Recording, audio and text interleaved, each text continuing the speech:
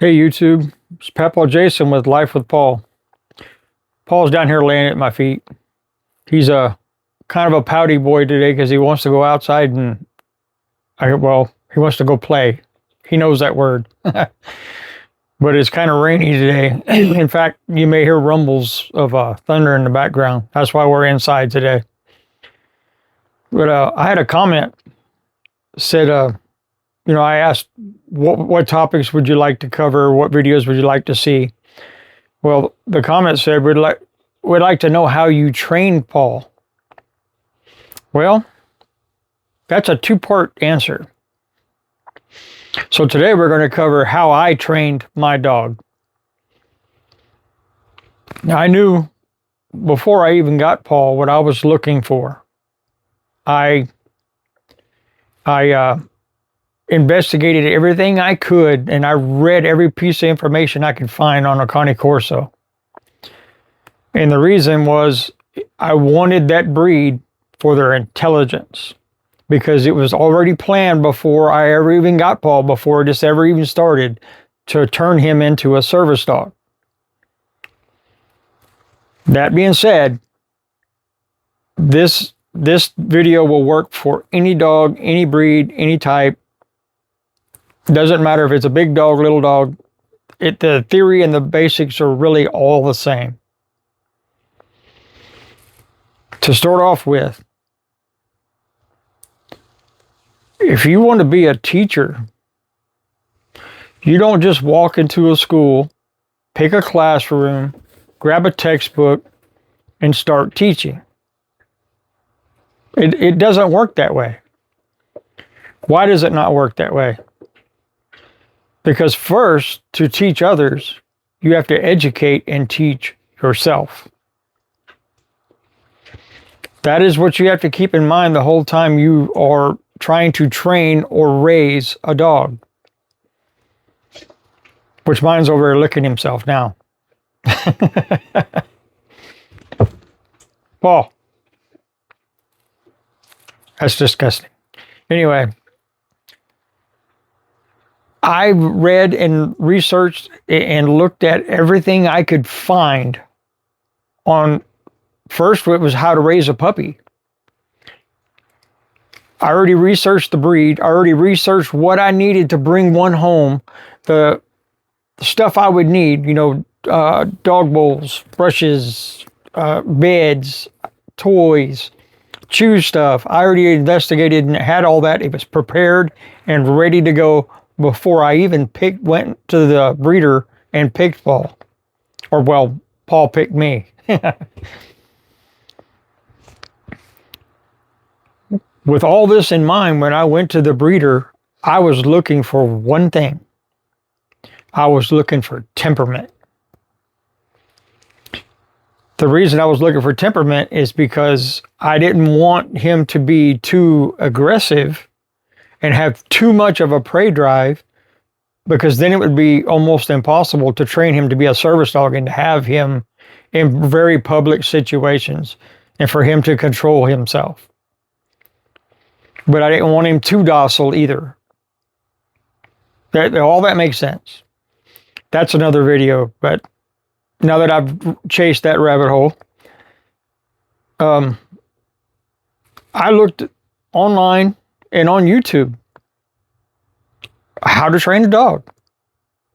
The ones I looked for were kind of specifically geared toward Cane Corsos, because that's his breed, which you can do that with any breed of dog. YouTube is endless. You can go down endless rabbit holes on YouTube. For any breed of dog, anything that has to do with dogs, there's millions and millions of videos. What got me really investigating in YouTube is I found Jason Corey. If you've never seen his dogs, Bruce Wayne and Joey Justice, go check them out. But I started watching his videos, and I was watching how Bruce Wayne was so expertly trained and mindful and listened, and he was a very well trained dog. Well, he got his advice, and he recommends a book, and I'm go research it. Go find him. Look for him on YouTube, and you'll see. And watch his videos, and you'll see. Paul's sniffing at the back of my phone right now. Paul, come here. Come here. Here. No, this side. This side. Come here. Let's see if we can get you in here. There's the big head. There's the big blockhead. Everybody look at the blockhead. All right, go play. Go on. Go on. Well, I know you want to go outside. I know. Anyway, Jason Corey, he's got all kinds of videos where he's done all kinds of stuff with Bruce Wayne. And when I was watching him, they didn't have Joey Justice yet. But I got training tips from him, and I wanted to model my dog very closely to his because, like I said, Bruce Wayne was very, very well mannered and very well trained. Good boy. And through his links and through his recommendations, I found another guy, Will Atherton. You can check his videos out. He's got lots of them. Originally, he was with Fenrir. I think it was Fenrir Academy or Fenrir Dog Training or something like that. I'm not sure he's affiliated with them anymore. He might be on his own now. I'm not 100% sure. Check his videos out. I'm sure you'll find out. But he's got videos that are not only behavior specific, but also breed specific. He does several breeds. If you search through his videos, you can find them. He covers from the very basics, from before you even get a dog to very advanced. That was a good tool for me because through him and his videos, I learned basic training, basic obedience training to more advanced training. His programs are good. The number one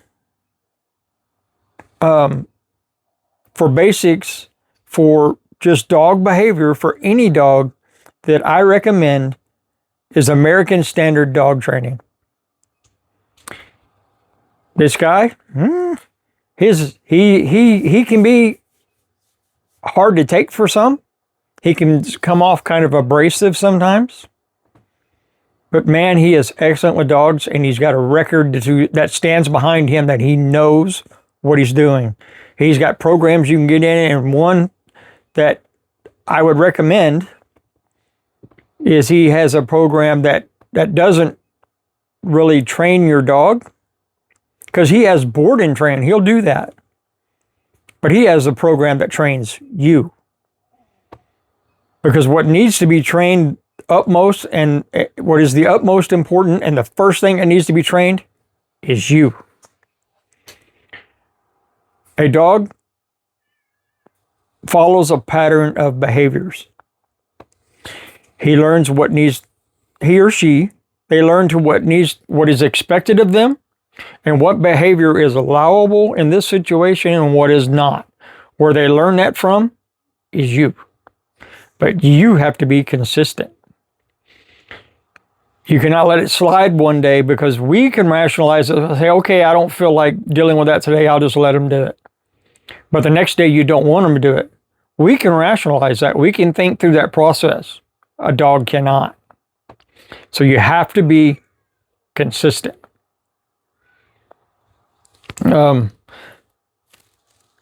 Now for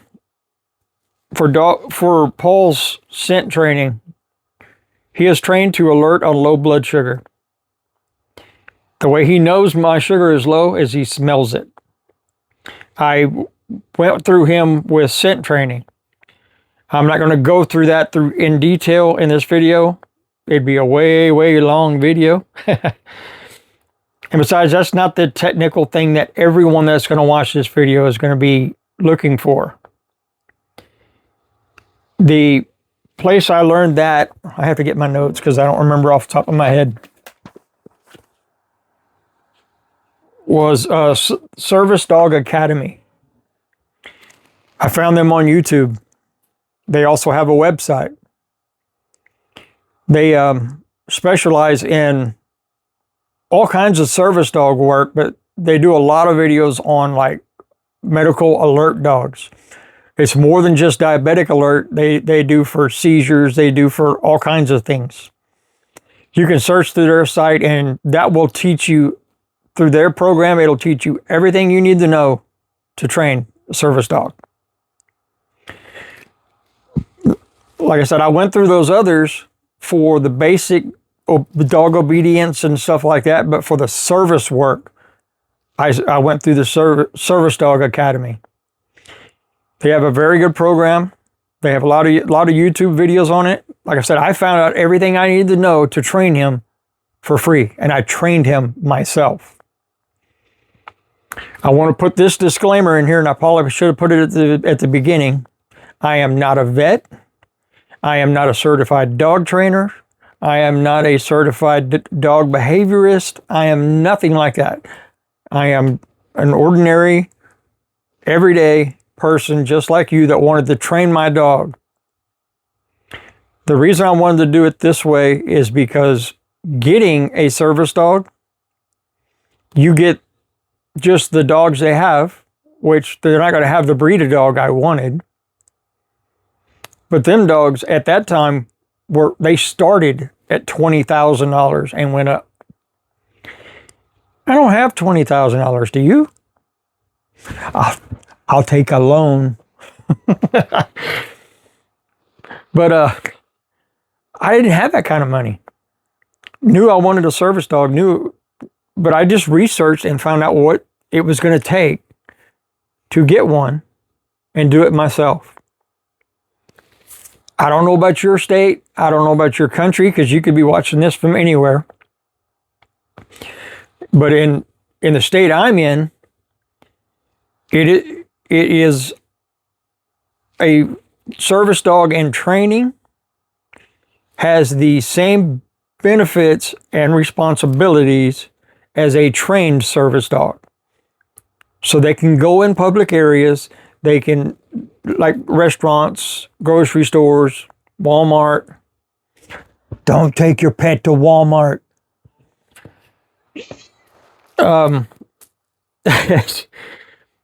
They can do all that. My advice before you go out, if you're going to train a service dog, is go to the ADA website, the American Disabilities Act. Go to their website and search their rules. There's not many of them, but look them up and know them. The second step is whatever state or county you're in, research their laws. Different states have different laws. That being said, I'm not an attorney. I'm nothing like that. Like I said, I'm an ordinary, everyday guy just like you and me. Training him it wasn't difficult. Sometimes it was aggravating. The way I describe it to everyone is owning a dog is like having a kid that never grows up. So be prepared for that before you ever even go get a puppy. Be prepared. Can this work on older dogs? Absolutely. It can work on any dog, any age. Older dogs, they're kind of set in ways. They're set in what they're allowed to do, so it takes longer to break that because they're like us. It's a habit.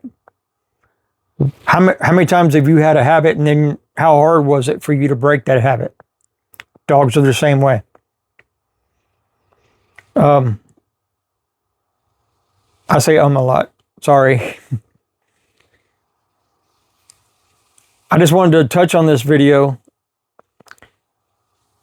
because this was the start for me. I started by watching videos and by training myself. Long before I even got Paul. I spent endless hours in the YouTube rabbit hole. And there's millions and millions of videos about training a dog. Some are good. Some maybe not so good. Take them with a grain of salt. Another guy I recommend that does very well with training, and he does a lot of videos, is Tom Davis. He does well with reactive dogs. If you have a reactive dog, check his videos out. I heavily socialize Paul. His problem with reacting to other dogs is he thinks every dog he sees he gets to go play with. So I was prepared for that, especially being the breed he is. With all this being said, if you're training your own dog, I applaud you. Do it. Do it correctly. Be consistent. Be fair, but be consistent. Just keep in mind, he's only a dog. They are very, very intelligent. We treat them like children sometimes. Stop that. That is not well for them. Treating them like children is not well for them because they are not a child. They're a dog. There's a difference. A child can rationalize. A dog cannot. A dog just does what's expected of them. It's really that simple. When you break down anything you want a dog to do, is you show them what you expect, and then they will follow it. My other word of advice, I'll start with this. Dogs do not understand English or Spanish or Italian or whatever language you speak. Dogs do not understand spoken language. What dogs do is they memorize the sound of what you're saying and exhibit the behavior of what you're teaching them when they hear that sound. They put those two together. In their mind, they say, okay, here's that sound. This is what he expects. That's the whole philosophy behind the experience of training a dog, is they associate a word with an action, and then if they do that action, they get a reward. That's training. That's the whole process. They also learn with, if I do this behavior, he doesn't like it. When they're puppies, and especially when they're puppies, in the beginning, is if they exhibit a behavior you don't want, you give them a correction. A correction is not hitting them. Do not hit a dog. I've made that mistake. A correction could be a pop on a leash a little bit, just a tug on the leash. That's it. And they learn, okay, this is not accepted behavior. He does not like this behavior, so I better stop this. That's that easy. And if I stop this behavior when I'm told to, I get a reward. Don't reward them for bad behavior. Redirect them. Instead of rewarding them after they stop the bad behavior, because that teaches them, oh, if I do this behavior and then stop, I get a treat. Don't do that. Correct them and then redirect them to show them a behavior that is acceptable. If they're chewing on your furniture, stop them and give them a toy they can chew on. It's that simple. It sounds simple. It is simple. The philosophy is simple. Doing it is not, because you may have to redirect them or correct them 1,000,000 times before they finally associate it and say, okay, this is not acceptable behavior. I just wanted to do this video and touch on it a little bit. This is where I started my process. I started with YouTube. I also read articles that vets have written. I read stuff that other experts had written on how to train a dog. It was a very deep, very big rabbit hole, but I went down it, gathered the information that I could, that I thought was credible. And I put that into practice.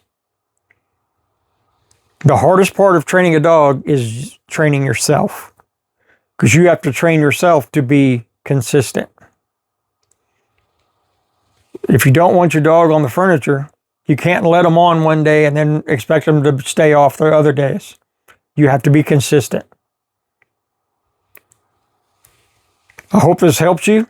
I hope it encourages you. Do your research. Be educated. With that, I'm going to sign off here. If you like the video, give it a thumbs up. If it helps you, give it a thumbs up. Ring-a-ling that ding-a-ling to subscribe. That way you'll be notified when we post another video. With that, we're going to sign off.